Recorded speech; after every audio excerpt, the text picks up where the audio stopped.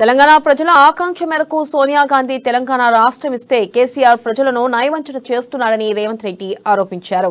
కాంగ్రెస్ అధికారంలోకి వస్తుందంటే పీసీసీ పదవిని వీడేందుకు కూడా సిద్ధమని రేవంత్ రెడ్డి స్పష్టం చేశారు.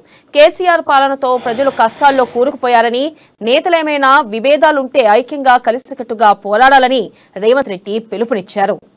అందరం కూడా ఒక ఆలోచనతోని విశాల తెలంగాణ 4 కోట్ల ప్రజల యొక్క ప్రయోజనం కోసం ఈరోజు మనం ఆలోచన చేయాలి, నిర్ణయాలు తీసుకోవాలి. మా మిత్రులకు, మా సహచరులకు, మా సీనియర్లకు నా వైపు నుంచి ఎలాంటి బేసజాలు లేవు. పార్టీ ఏది ఆదేశిస్తే అదే తూచా తప్పకుండా పాటించే సైనికుడిగా, కార్యకర్తగా నేను పనిచేస్తా.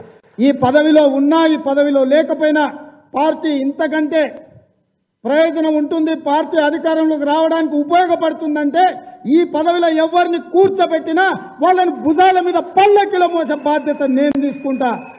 మీకందరికీ తెలుసు, నా మిత్రులకు తెలుసు, తెలంగాణ పారుమూల పల్లెల్లో ప్రతి యువకుడికి తెలుసు, రేవంత్ రెడ్డి అనేటోడు మాట అంటే మాట కోసం నిలబడతాడు. తల తెగి కింద పడ్డా సమస్యల పట్ల వెనక్కి తిరిగి చూడాడు, పోరాడతాడు.